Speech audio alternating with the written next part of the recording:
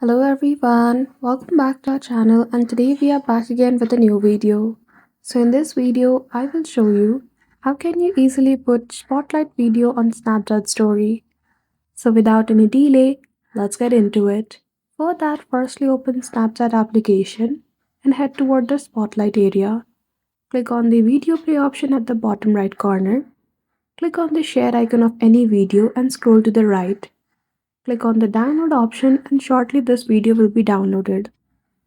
After it is downloaded, go to your story section, click on my story.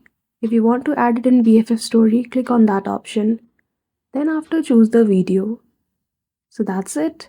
That is how easily you can put spotlight video on your Snapchat story.